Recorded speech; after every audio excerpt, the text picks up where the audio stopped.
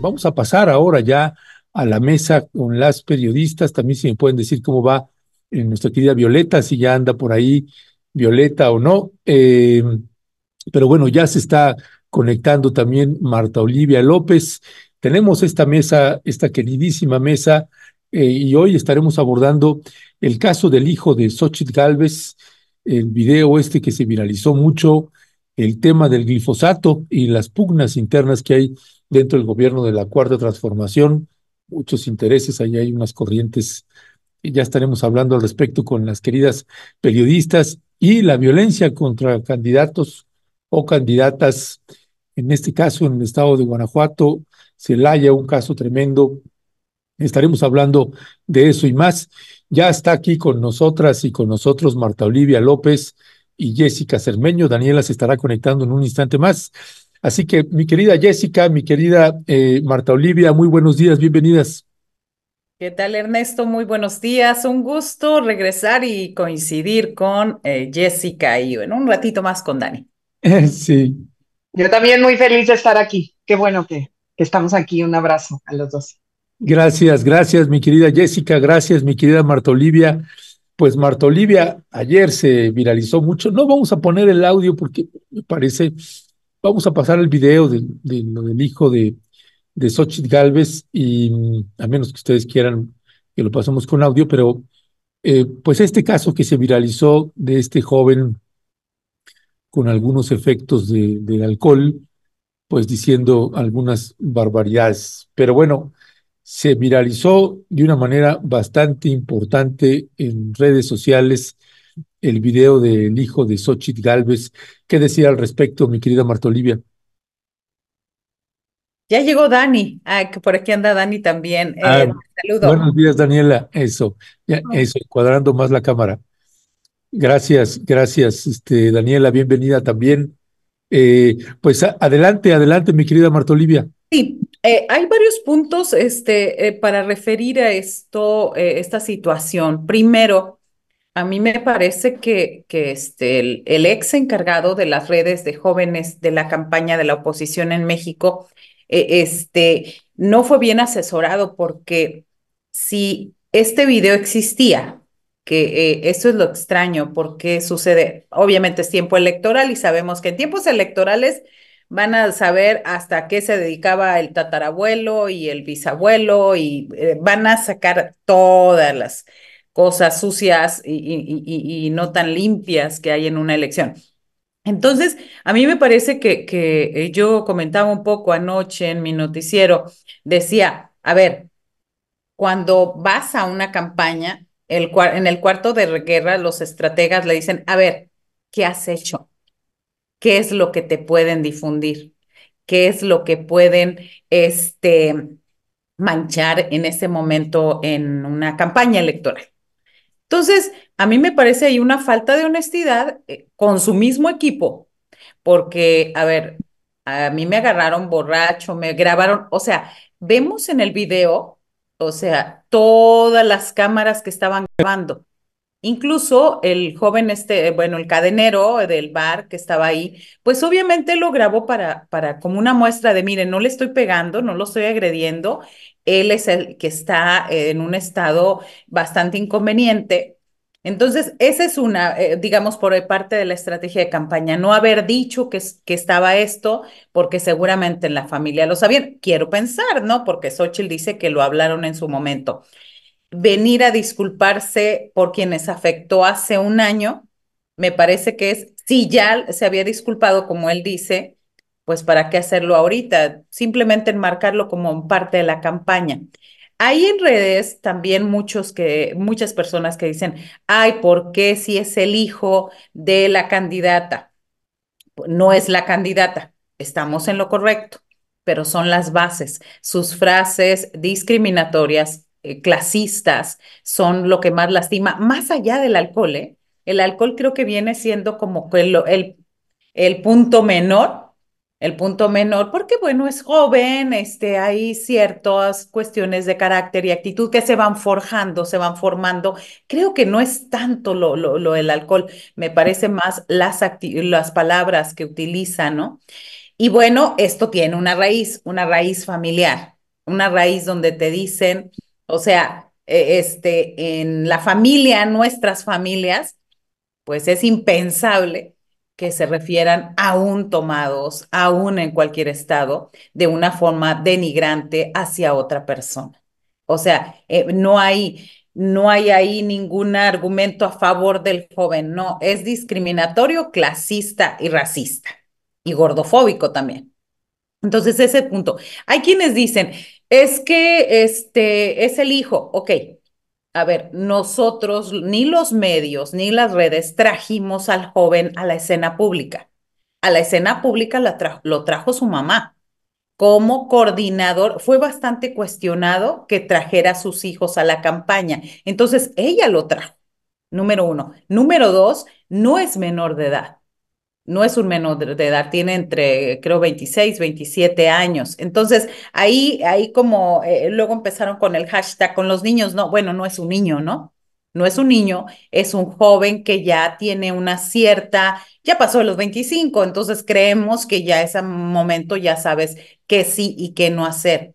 Y bueno, contrasta mucho con las entrevistas donde cuando él asumió este cargo junto con su hermana en otra área, Xóchitl Gálvez decía, es un joven sano, que no bebe, que juega, que es deportista. Y bueno, ahí lo contradice totalmente videos como este. Entonces yo me quiero quedar hasta ahí en esta primera ronda porque se me hace que hay mucho, mucho que polemizar al respecto.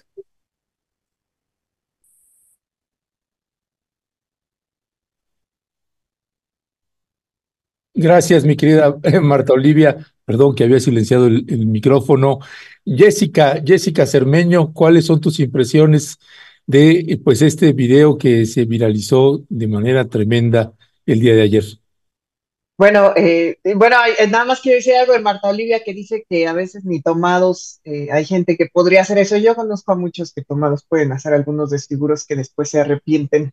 Absolutamente no, pero digamos que yo creo que es un video que le ha hecho sí mucho daño a la campaña de Xochitl, porque de alguna manera es en imágenes presentar algo por lo que se le ha criticado a la oposición desde siempre, es decir, el clasismo, como bien dice Marta Olivia, el agredir a las personas por su condición social. Y yo estoy de acuerdo con Marta Olivia en que este video lo que trataba de mostrar en su momento era la actitud más bien del guardia de seguridad del centro nocturno, ¿no? De cómo se había comportado ante un hombre impertinente que estaba borracho, pero presentarlo aquí sí es como se ha tomado, me parece que es la constatación de que, miren, si ellos llegan al poder, van a tener esta actitud, ¿no? Ni qué decir las palabras que utilizan, ¿no? Gatos, lo que habla de los taxis. La verdad es que es terrible, yo sí creo que le ha hecho mucho daño, que la manera que intentaron contener esos daños, pues obviamente fue con la disculpa, ¿no? Después cuando le preguntan a Xochitl, pues eh, qué puede opinar, lo que ella dice, bueno, pues sí es mi hijo, aunque sí en otro momento, y eso ya empezó a salir después, que él mismo reconoce que su mamá iba por él a los antros, ¿no? Ella, Xochitl incluso dice que tuvo en algún momento, pensó que podría tener algún problema con la bebida, pero que después pues regresó al buen camino y un poco hace esta reflexión Xochitl cuando le preguntan de que sí, pues es mi hijo y las mamás pues a veces tenemos que contener, ¿no? Lo que ellos hacen porque son rebeldes. Pero a mí lo que más me gustó, la verdad, de toda este escenario es la mensaje que da Beatriz Gutiérrez Müller. A mí me parece que como esposa del presidente de México, sí puedo decir que es como el primer mensaje de civilidad política, si se puede decir de alguna manera, gran mensaje de civilidad política que da desde su cancha Beatriz, porque ella evidentemente ha sufrido, y su hijo, ese sí menor de edad, ha sufrido de insultos, de ataques, pues por su cuestión física, en fin, por una serie de cosas que Beatriz le haga este mensaje y les mande un mensaje a los dos equipos de campaña, porque en realidad, si ustedes ven quiénes fueron los principales que empezaron a distribuir este video, pues por supuesto, obviamente era gente pro Morena y además muchos de los voceros más importantes, y no me refiero a voceros como con título formal de voceros, sino más bien que se dedican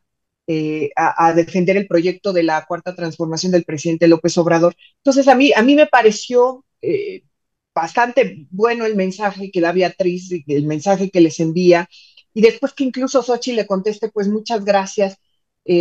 Una madre pues siempre tiene que, me gustaría incluso hasta decirlo textual, por aquí lo estaba viendo, déjenme un segundo, ¿no? Que le dice que para una madre siempre son momentos difíciles cuando sus hijos cometen errores, ¿no? Y que le contesta a Beatriz que es el día de abrazar a Juan Pablo. Digo, a mí no me pareció mal, por supuesto que eso yo sí creo que le va a traer consecuencias a su campaña, por lo menos en ese grupo social que ve eh, en eso la constatación de cómo son en realidad, digamos, en el seno familiar y cómo pueden atacar a una persona, ¿no? También, obviamente, yo sí creo que quizá eh, digo, la manera, habrá gente que le guste que él se haya separado de la campaña, habrá otros que ya no les importe, pero sí creo que la contención de daños, digo, yo sí creo que hubiera sido peor, quizá que él dijera, no, pues si fue un video de hace un año y me voy a quedar, no creo que es una manera de uh, recibir la responsabilidad, ¿no? De aceptar la responsabilidad,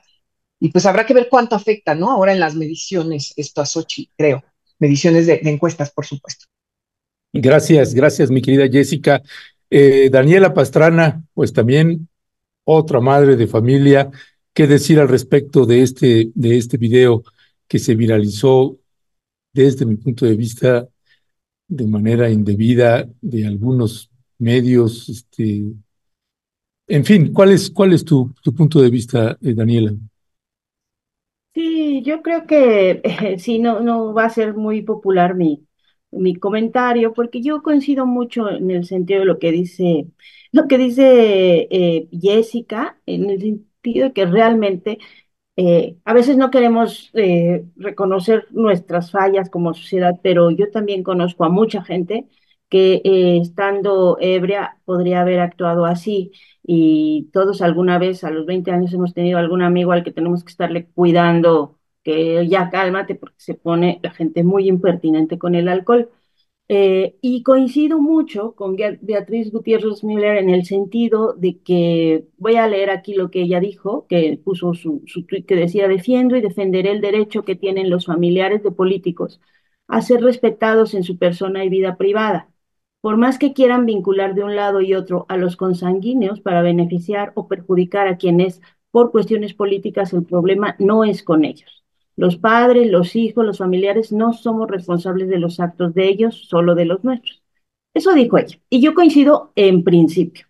Ahora, ¿cuál es el problema que yo veo ahí en el caso de este joven Juan Pablo, que además era, entiendo que el video pues sí tenía ya hace como un año, antes incluso de que se definiera que Xochitl Gálvez iba a ser la candidata?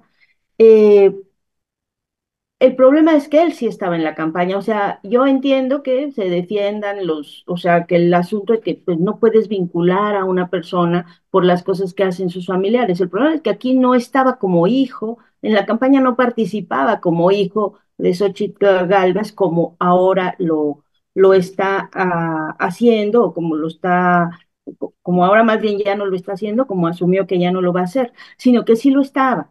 Y entonces ese es un problema porque justamente es algo que se había criticado. Las personas pueden estar apoyando, por supuesto, a sus padres. Incluso hay familias que vienen de lucha social, que también ya lo hemos hablado aquí, que pues toda la familia tiene su propia carrera política.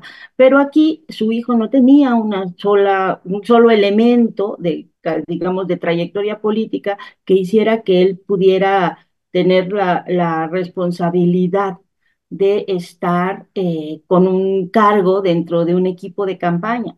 Hay que recordar que las campañas cuestan dinero, los partidos reciben un dinero que es público y que es parte de nuestros impuestos para establecer pues, sus campañas y sus actividades políticas. Y no es poco el dinero que reciben, ¿no? Ahora podemos también comentar de eso. Entonces, el hecho de que dentro de sus equipos se nombre a familiares que no tienen una trayectoria política, pues es cuestionable. Para mí ese es el problema de origen, más allá de que sí se esté utilizando en estos momentos, pues como parte de un golpeteo político. Me parece importante que esta eh, que el mensaje y el intercambio entre Beatriz Gutiérrez Müller y Xóchitl Gálvez, por esto que dice Jessica, que muestra pues un destello de civilidad en medio de una campaña que parece que no tiene, o sea, o que lo que hemos visto en las semanas pasadas ha sido como mucha intención de ensuciar todo lo que se pueda, ¿no? Entonces eso yo sí lo agradezco. Pero me parece que de origen el problema era ese, que estuviera este joven en ese cargo. La otra cosa es que, pues sí, tenemos que revisarnos como sociedad, porque yo de verdad también conozco un montón de gente que borracha podría hacer eso, y nada más estaba yo viendo el video y decía todo mal con este joven, ¿no? Todo mal. O sea, clasista, racista, gordofóbico, machista, y eso es una forma de pensar de cierto grupo social. Hay otros que quizá en algún otro momento, y de una buena parte de la sociedad también creo. Hay otros que quizá en otro momento se puedan arrepentir y decir, no, no lo debía haber hecho, pero en realidad lo que creo que es que de fondo ese exabrupto, y quizá por eso se ha hecho tan viral, es que ese exabrupto genera o refleja lo que no con efectos de alcohol piensa un grupo social que está detrás de la campaña de Xochitl, y creo que por eso se permitió o se posibilitó que se volviera tan criticado, ¿no? Y el último punto que me parece importante es que creo que esto se fue, entiendo que el primero que lo publicó es eh, el que le Gallo. dicen Gallo de Hacha, ¿no? Que es como un youtuber, pero que luego llegó al Senado en medio de una discusión que me parece también muy relevante porque estaban discutiendo los programas sociales y el PAN estaba diciendo pues que era que era que Morena hacía mal en tratar de engañar a la gente, diciendo que se iban a quitar los programas sociales, y la senadora Antara Vázquez les contestó, ¿no? Y les dijo, y creo que con mucho acierto, la verdad, no sé si con mucho acierto la presentación del video, pero con mucho acierto recordarle a los panistas que votaron en contra de que esos programas que ahora defienden con tantas ganas, pues votaron en contra de que fueran constitucionales, ¿no? Que es lo que justo posibilita que no estén utilizándose como arma en una campaña política, porque pues ya si son derechos constitucionales, no se pueden utilizar de esa forma políticamente en función de quién esté gobernando o no. Y entonces ellos votaron en contra. Y me parece eso, que, o sea, son las cosas que están de fondo detrás de esta discusión que yo quisiera rescatar porque me parece que son muy relevantes. Sí recordar que justo en esta discusión de los programas sociales, el PAN pues no nos debería estar tratando de engañar con ese tema, y qué bueno que ahora lo defienda tanto, pero deberían decir por lo menos nos equivocamos, ¿no? Al no considerarlos tan importantes antes. Y ya, creo que yo con eso me quedo. Gracias, gracias, mi querida Daniela. Permítanme comentar también algo al respecto. Hay un videíto así muy cortito de una entrevista que le habían hecho a Xochitl antes de que se difundiera este video. Vamos a verlo, por favor, Vicky. Y ya es un chavo deportista, no bebe una gota ya de nada, está súper metido en la campaña conmigo, trae una red de jóvenes, o sea... Bueno, son como pequeños detalles de cuando uno escucha una entrevista y luego que va entendiendo más el contexto. Dice, ya no bebe, ahora sí ni una gota. Este, es evidente que el chavo pues tenía algún problema o tiene algún problema con la bebida, eh, y ese es un elemento más. Dos, yo coincido con parte de todo lo que han estado comentando, y esta parte que señaló Marta Olivia al inicio de si te vas a meter a una campaña presidencial y vas a tener una participación ahí activa con algún cierto reflector, pues a ver, hay videos, hay material en el que te puedan inculpar por algo o criticar duro por algo. Esa es una medida que se tendría que haber tomado. Me parece un exceso la manera en cómo lo manejaron los medios, incluso todo el video no era necesario tampoco. Se entiende que es un golpe político. Yo no creo que eso defina a Xóchitl Gálvez, y miren que sigo considerando que es la peor candidata que yo he conocido, pero eso no tiene nada que ver con el golpeteo a un hijo de esa manera, tenga 26, 30, 40, etcétera. Entiendo que es ya un adulto mayor que tiene que asumir la responsabilidad de sus actos. Este es precisamente, pues ya la asumió renunciando al cargo que tenía, pero sí insisto en que yo no creo que eso defina a una candidata o a un candidato, porque pues una cosa es la madre y otra cosa es la hija o el hijo, y si no, ahí tenemos el caso de Lorenzo Córdoba. Una cosa es el Lorenzo Córdoba, el hijo, otro el papá, y hay un mundo de diferencia entre unos y otros. Yo no creo que eso, yo no creo que eso debería definir el rumbo de una elección, eh, pero coincido con Marta Olivia en que va a terminar hundiendo aún más a Xóchitl Gálvez. De por sí, pues cada vez que habla, ella misma se hunde. Pues con este caso, pues creo que va a ser pues ya mucho peor. En fin, son los puntos de vista. Veía ahí algunos periodistas que cómo movieron ese video. A nosotros nos dio, y a mí en lo personal me dio vergüenza estar difundiendo este video para golpear políticamente a alguien. No lo necesitamos. Es suficiente con ella misma, con lo que hace o dice, para hacer las críticas que uno pueda hacer, como con cualquier otra candidata o candidato. Yo Pasando al... Sí, quisiera, perdón, sí, yo sí. sí quisiera subrayar dos pequeños detalles nada más al respecto, respecto a la carta o al texto que escribió la doctora Beatriz Gutiérrez Müller. Entonces, hay una parte en donde dice, los padres, los hijos, los familiares, no somos responsables de los actos de ellos, solo de los nuestros. Cuando somos mayores de edad, cada cual también debe ser consciente de los suyos y bueno, los niños y los menores son cosa aparte, pero yo lo que rescato ahí, a mí me parece una manera muy fina y muy gentil de decir, no te metas con los hijos de nadie, son adultos y cada quien se tiene que hacer cargo. Yo lo interpreté de esta manera. ¿Por qué? Porque a partir de eso se ha desatado una campaña de parte de la oposición en hablar de los hijos del presidente y empezar y también en cuestiones en las redes y todo. Entonces, ojo ahí, yo lo leí así. Y otro punto. A ver, estamos hablando y se han difundido ya memes donde Xóchitl Gálvez, como bien decías Ernesto, pues para echarse abajo, pues ella solita, ¿no? Pero también hay algo muy sintomático, muy mediático en esto. ¿Y el papá? O sea, cuando hablamos y cuando muchos empiezan a juzgar a la candidata, yo sé que ella está en la escena pública, pero ¿y el papá? O sea, los hijos los tenemos entre dos personas, un hombre y una mujer y una mamá y un papá. Y pareciera que aquí toda la carga es sobre ella. Entiendo que está en la escena pública, pero hasta lo que le corresponde en la escena pública, ¿no?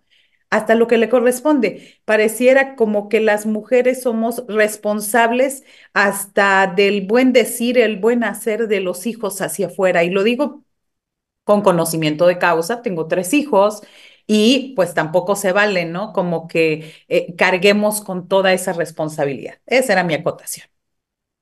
Muy buen punto, muy buen punto.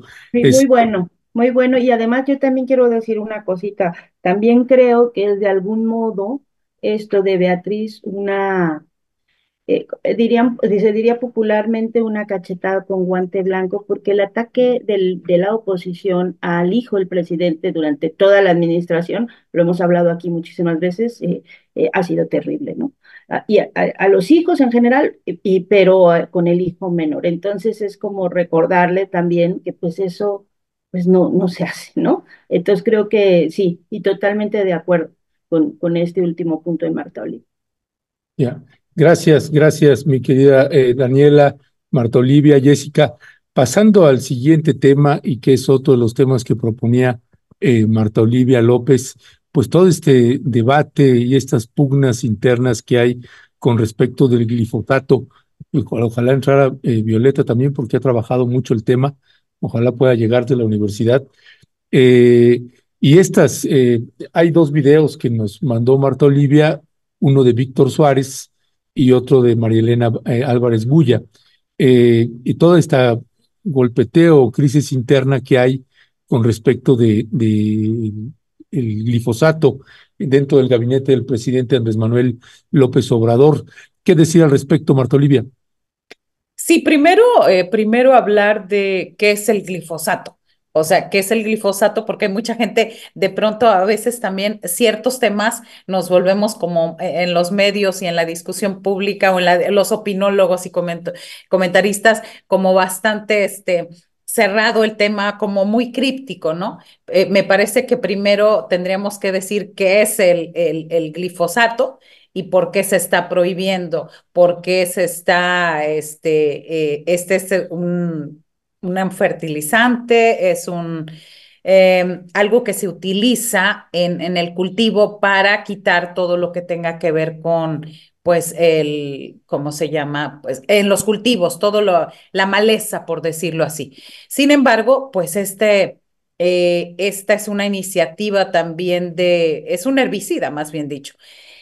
Y este herbicida y esto demás viene desde el caso desde Monsanto, quien es, yo un poco he leído, no crean que mucho al respecto, pero lo que más me ha llamado a la atención es todo cómo han confluido ahí los intereses y cómo desde la subsecretaría desde una subsecretaría se está acusando ahí mismo a los intereses internos del gabinete de defender a transnacionales, de defender a Monsanto y de defender esta iniciativa.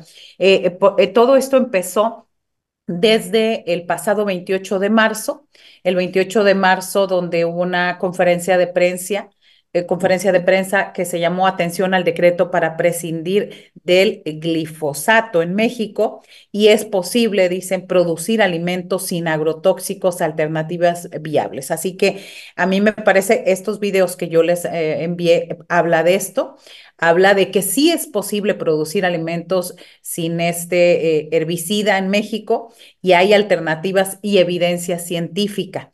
Y me parece que la posición es muy contundente del subsecretario, donde, a ver, voy a decir, es Víctor Suárez, creo que Víctor Suárez, sí. Es Víctor Suárez, donde él está diciendo, si quieren, vemos primero el video sí. para tener una idea de esto. Adelante, gracias. Sí, sí está. El de Víctor Suárez. Bueno, mira, Sí. Hay que recordar nada más que este es un decreto presidencial que envió el presidente en marzo del año pasado y donde se establecen diversas acciones para que el glifosato y el maíz genéticamente modificado para hacer acciones para que ya no se siga utilizando.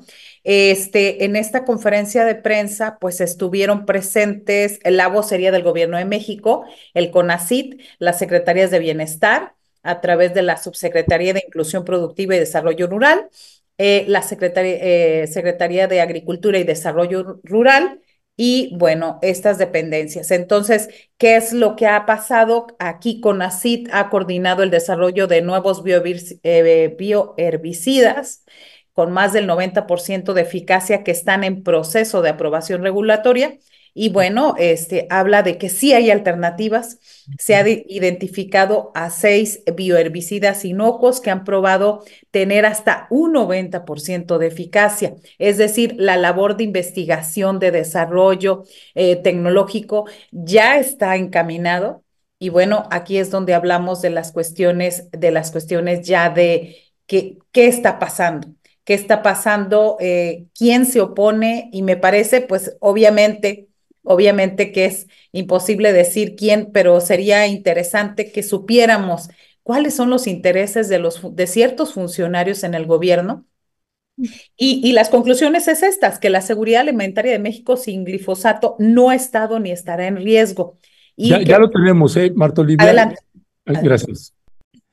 Todos hemos sido testigos recientemente de que hay una campaña mediática en curso contra el decreto presidencial que prohíbe el glifosato justamente hacia el 31 de marzo próximo, prohíbe la siembra comercial de transgénico, de maíz transgénico, y promueve las alternativas agroecológicas. Es importante que esta campaña es una campaña orquestada desde las corporaciones multinacionales que tienen una gran cantidad de recursos económicos para impulsar esa campaña mediática, una campaña judicial, una campaña de cabildeo ante el Congreso, ante el propio Ejecutivo Federal, y que esa campaña también está respaldada desde el exterior. Esa campaña argumenta ahora, como lo ha hecho desde el principio del decreto, que la prohibición de glifosato prohibirá la caída del 40% de la producción de cereales en México. Esa es la campaña del Consejo Nacional Agropecuario y de la Unión Mexicana de Fabricantes y Formuladores de Agroquímicos de México. Esto es justamente lo que impulsa a generar una condición de temor, de pánico, de miedo. Son las campañas típicas que también se emprendieron para defender la legalidad del DDT, del agente naranja, del tabaco, de los alimentos chatarra, de los refrescos, de todos aquellos productos y mercancías que solamente han generado deterioro a la salud de las personas y ganancias para unas grandes corporaciones multinacionales. La seguridad alimentaria de México sin glifosato no ha estado ni estará en riesgo. Segunda conclusión, la seguridad y soberanía alimentaria de México nunca ha dependido ni dependerá de un herbicida o cualquier otro insumo importado. Y bueno, ¿por qué es importante? Ya con esto cierro yo mi aportación, porque ya hay un estudio de la Universidad de Texas donde revela, esto desde el 2018, donde revela que el glifosato altera el intestino de las abejas y debilita su sistema inmunológico, y sabemos todo lo que representa en este sentido. Y en Estados Unidos, la propia Agencia de Protección Ambiental reconoció que este herbicida puede dañar o matar a más del 90% de las especies en peligro de extinción. Lo cierto hasta ahora es que, a pesar del decreto, pues no va a poder entrar en vigor, porque pues lo que se está diciendo es que hasta que no haya alternativas viables para sustituir. A mí me parece que es esto de lo que habla el subsecretario Suárez. Hay bastantes intereses, los mismos intereses y cabilderos de las transnacionales. Ahora nada más necesitamos ponerle nombre y apellido. Ernesto. Gracias, Marta Olivia. Jessica Cermeño, pues sí, hay corrientes ahí dentro del gobierno del presidente Andrés Manuel López Obrador. Una cosa es Víctor Suárez y otra cosa es el secretario Villalobos, por poner solo un ejemplo de discrepancias que puede haber dentro del gabinete del presidente Andrés Manuel López Obrador. ¿Qué decir sobre este caso del glifosato? Pues mira, yo la verdad es que la explicación que da el presidente López Obrador hace unos días en la conferencia matutina a mí me dejó ver que a él ya lo convencieron de que no hay un sustituto, porque la frase que dijo, y la pongo textual, no hay en el mundo un producto para sustituir al glifosato.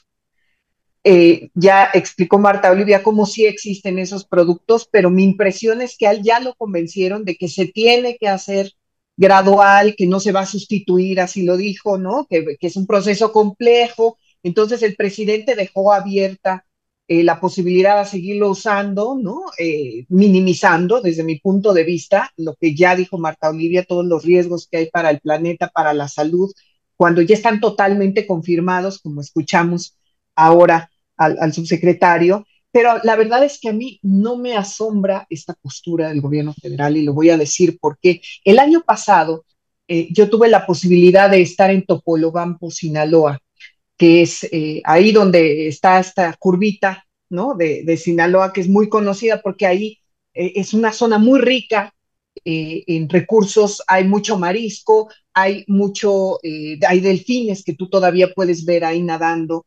Y me encontré, yo iba a cubrir, imagínense, la captura del Caro Quintero, ¿no? Allá en la sierra, pero me tocó encontrarme a los pescadores de Topolobampo, a todos los defensores del ambiente y algunos incluso líderes de algunas de las colonias, no son colonias, tiene otro nombre, pero que me explicaron básicamente que habían hecho una consulta para poner ahí en Topolobampo una fábrica de amoníaco anhidro, que le llaman, que es prácticamente la base la que se utiliza en muchos fertilizantes. Y si ponen esta empresa ahí, lo que dicen, y con justa razón, después de analizarlo y de hablar incluso con expertos, lo evidenciaron que toda esa bahía de Topolobampo iba a morir. Y lo que me dijeron es, el gobernador de Sinaloa, Rubén Rocha, que es de Morena, ha convencido al presidente López Obrador, uno, que se hizo una consulta, y eso después López Obrador lo dijo en una conferencia matutina, que se había hecho una consulta popular para poner esta empresa, que además le están vendiendo como la principal inversión en Sinaloa de algún proyecto, ¿no? Obviamente llega el amoníaco al agua, va a contaminar todos, es una serie de cosas, pero lo interesante y por qué lo relaciono con el glifosato es porque lo que decían en ese momento los empresarios y lo siguen diciendo en este momento, que no ha comenzado a la construcción completamente de la fábrica precisamente por esta lucha que tienen algunos grupos, es que los fertilizantes son prioridad para el gobierno federal. Eso es lo que dijeron desde la Secretaría, que hacer fertilizantes, y después lo dijo López Obrador, era prioridad porque era la manera en la que se iba a continuar con la agricultura, que México necesitaba estos fertilizantes. Entonces se daba por carpetazo todas las protestas que había, incluso lo que a mí me demostraron, y lo digo de verdad, lo que me demostró la gente de Topolobampo, es que habían comprado la empresa, había comprado incluso algunos líderes indígenas de ahí para participar supuestamente en esta consulta a las comunidades, porque por la zona tenían que hacerlo así, y que los mismos funcionarios les habían dicho que obviamente era prioridad para el gobierno del presidente Andrés Manuel López Obrador que se mantuviera cierta producción de grano en general. Y por eso no me asombra, porque sé que hay un grupo dentro de las secretarías del gobierno federal que no les interesa, y esa es la verdad, no les interesa estar en contra de comunidades, no les interesan los daños a la salud que pueda hablar, los daños al entorno, como en el caso que yo lo vi, y de veras lo vi con mis propios ojos de Topolobampo, con tal de mantener esta producción. Entonces, es importante que sigamos hablando de estos temas, porque como bien dice Marta Olivia, han engañado al decir que no hay otras opciones, y por como yo escuché al presidente López Obrador, me doy cuenta que lo han convencido, que ya él establece que va a ser un proceso complejo, insisto, y la frase, cuando él dijo, no hay en el mundo un producto para sustituir al glifosato, dije, ¿quién lo está asesorando? ¿No? O sea, es la gran pregunta, efectivamente, como dice Marta Olivia, es ¿quiénes son los que están detrás de esto? ¿No? Ya, gracias, mi querida Jessica Cermeño.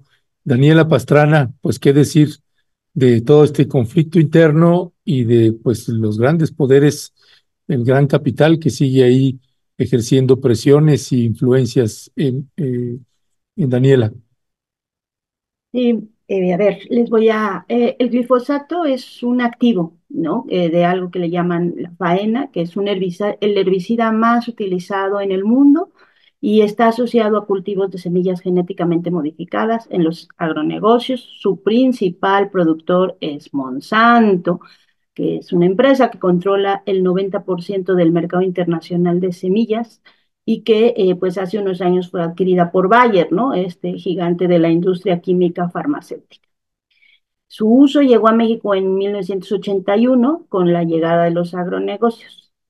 Y la Organización Mundial de la Salud ha calificado al glifosato como un cancerígeno probable, es decir, que es un agente capaz de producir cáncer. Su uso ya está prohibido en Austria, en 31 ciudades de Estados Unidos, en Canadá, en Argentina, en Escocia, en España, en Nueva Zelanda, Malawi, Vietnam, Sri Lanka, Omán, Arabia Saudita, Kuwait, Emiratos Árabes, Bahrein, Qatar, Bermudas, San Vicente, las Granadinas, Francia, Bélgica, Italia, República Checa, Dinamarca, Portugal y los Países Bajos, ¿no? En estos últimos se permite en forma parcial.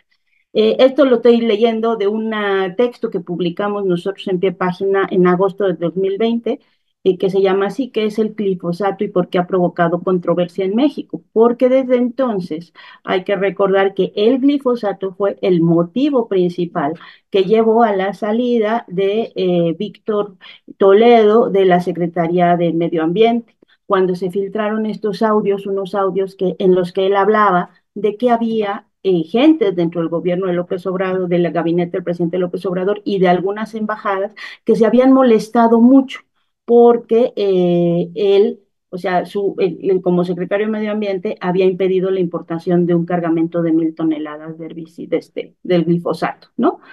Como una cosa que le llamó principio precautorio. Entonces, ahí se generó o sea, ese momento fue lo que detonó a la postre la salida de Toledo. Y quiero poner la atención ahí porque es un tema que viene de discusión de mucho antes y que ha generado incluso cambios en el gabinete porque hay muchos y muy importantes intereses detrás del glifosato, que creo que ya es algo que en las semanas pasadas, cuando hemos hablado de todos los intereses que se mueven para intentar modificar cosas que se han definido en el gobierno de López Obrador, y que yo les he insistido y repetimos varias veces, no hay que dejar de seguir la ruta ni de los negocios afectados por la industria de alimentos, ni de los negocios afectados por la industria, para la industria minera, con algunas de las decisiones que se han tomado en este gobierno, porque son las industrias más poderosas del planeta. Entonces, y tienen muchos intereses, tanto con el tema de los transgénicos como con el tema del litio y de la minería.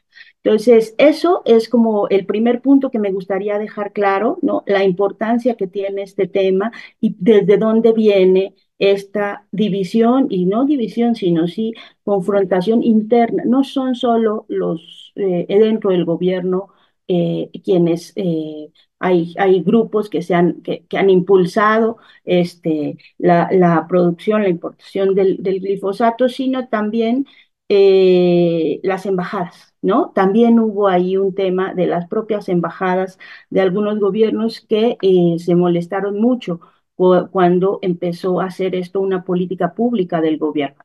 El otro punto que me gustaría también poner es esto de aclarar un poco por qué lo estamos volviendo a hablar ahorita y por qué se vuelve a hablar ahorita, porque el año pasado, el decreto presidencial de febrero del año pasado establecía que para el 31 de marzo de este año, o sea, para hace 4 días, el país tendría que estar libre de glifosato en su totalidad, ¿no? Y era una medida que llegaba después justo en el marco de que el Tratado de Libre Comercio con Estados Unidos y con Canadá exigió al gobierno de México que presentara argumentos científicos para prohibir el uso del glifosato, porque en Estados Unidos hay también corrientes muy fuertes que insisten en que no hay argumentos científicos.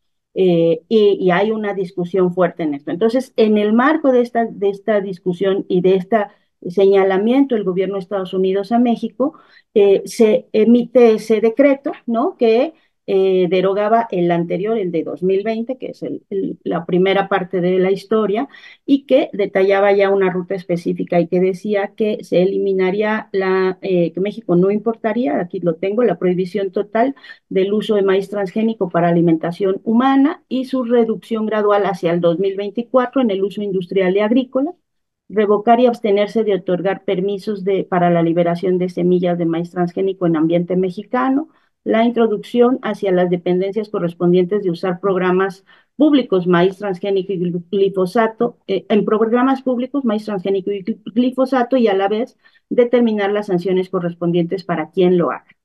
Y el otro punto era la realización de un estudio científico con el fin de comprobar o identificar los daños a la salud que provoca el consumo de maíz transgénico. Esos eran los 4 puntos del decreto de febrero del año pasado, y lo que establecía es que para el 31 de marzo México ya no importaría glifosato. Eso generó también nuevos desencuentros porque la Secretaría de Medio Ambiente pues hizo esto como de como le llamamos coloquialmente, pues esto del madruguete, ¿no?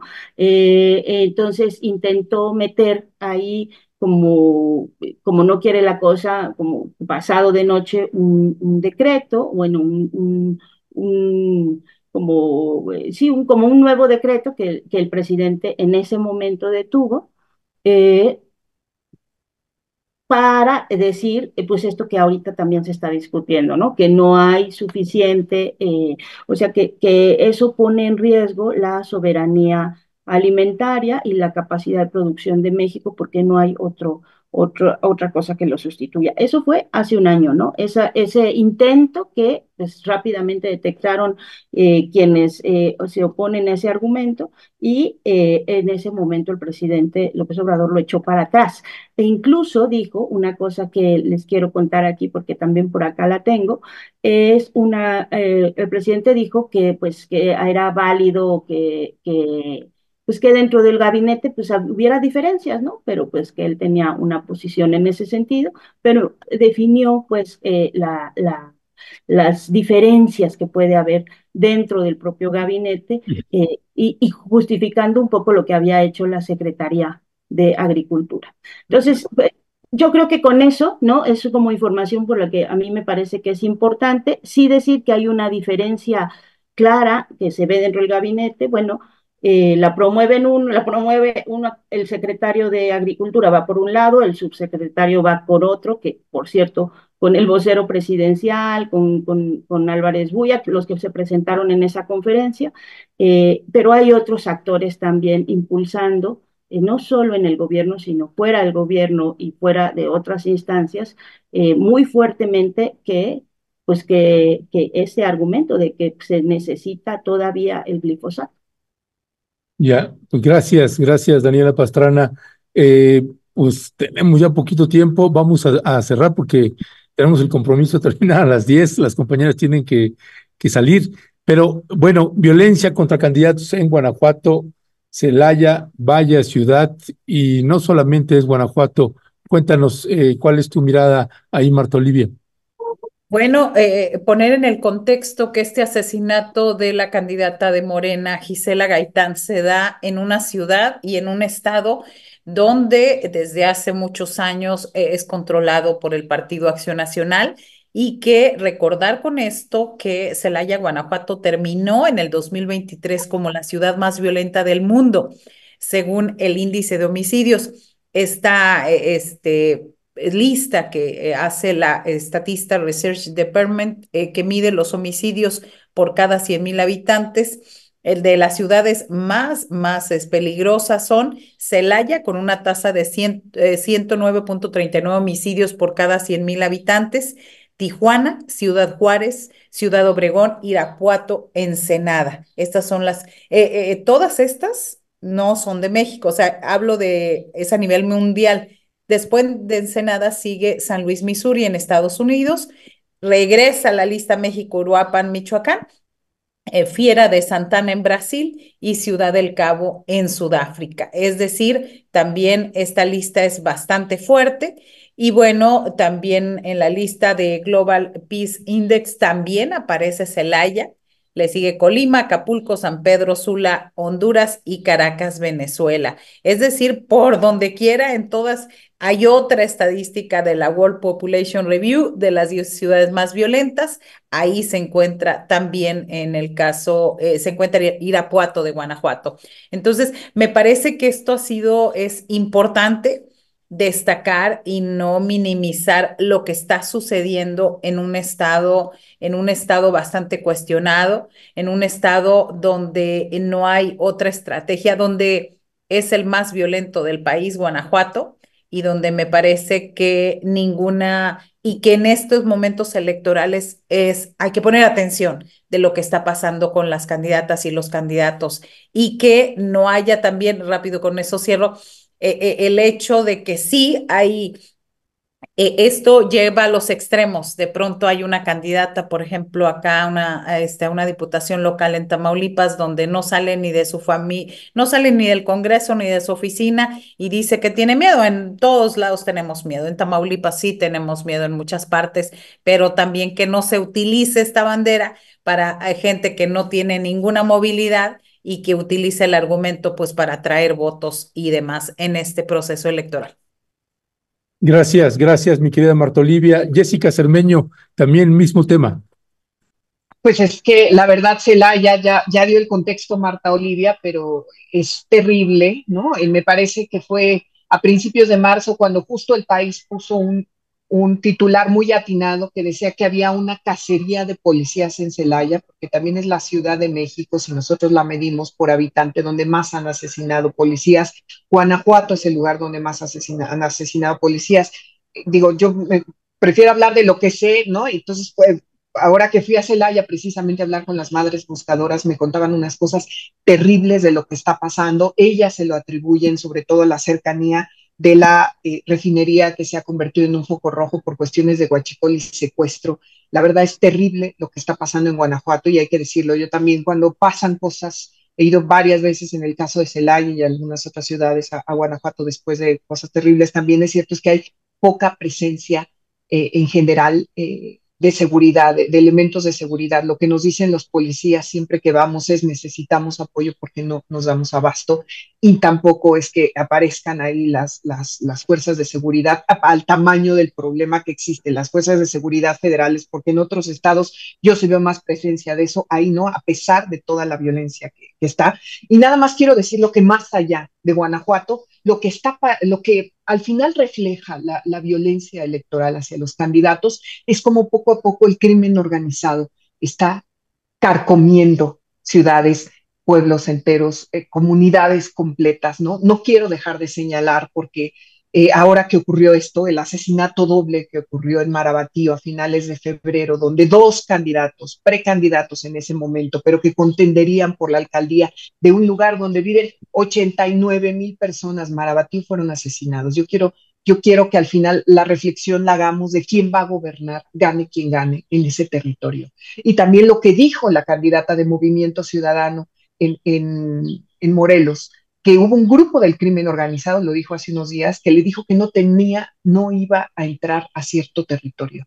O sea, al final tenemos que darnos cuenta de que estas elecciones, si algo van a reflejar en cuestión de violencia electoral, es quiénes son los que verdaderamente están gobernando en muchos territorios y es el crimen organizado. De Celaya no me queda duda y además la percepción de la ciudadanía es de la total indefensión. Fue ahí donde entraron a la casa, a una de las casas de las madres buscadoras, se la llevaron a ella, asesinaron a su esposo, asesinaron a su hijo y hasta hoy no sabemos nada, ¿no? Entonces, y si vemos también, como ha dicho y el presidente López Obrador, el crecimiento de, en general, todas las adicciones en la zona, es también terrible. Es una descomposición social que solo yendo y sintiendo cómo la gente son las 6 de la tarde y ya no quiere salir, no te das cuenta de lo terrible situación que está viviendo Celaya. Ya, gracias, gracias, Jessica. Pues sí, tremenda, tremenda. Daniela Pastrana, ¿qué decir al respecto? Y bueno, coincido muchísimo con lo que han dicho ya Jessica y Marta Olivia. Solo un par de datos, porque de pronto me parece importante hacer esta perspectiva histórica. En 2018, que ha sido quizá el año más hasta ahora de este siglo, el más violento en términos de violencia política en una contienda electoral, hubo 133 políticos asesinados. Y en 2021 hubo 102, ¿no? Hemos tenido en los últimos años unos procesos electorales muy, muy, muy, muy violentos y por eso en diciembre justo hablaba de eso yo de lo peligroso que es el discurso que ha elegido el grupo, o sea, el bloque opositor en el sentido de la violencia, porque eso te desata todavía poner ahí el foco y no verlo como con una perspectiva de lo que implica pues no ayuda a distender pues el ánimo de violencia electoral que hemos estado teniendo ya los últimos años fuertemente en las últimas 2 elecciones. Y solo eso, o sea, creo que es importante no dejar de ver eso. Y también se han dado ahorita muchas cifras de cómo vamos, cuántos vamos, varían, cambian. A mí la que me parece que es más precisa ahora por la forma en la que han argumentado la metodología para ir llevando una contabilidad es esta de Animal Político que suma 22 homicidios en contra de quienes buscaban algún cargo de elección popular en el proceso electoral que empezó en 2023 y vamos en 2024, hay que recordar que empezó esto en septiembre, que habla de que los estados con más asesinados contra personas que y tenían alguna intención de participar electoralmente son Guerrero, Michoacán, Guanajuato, Jalisco, Veracruz, Chiapas y el Estado de México.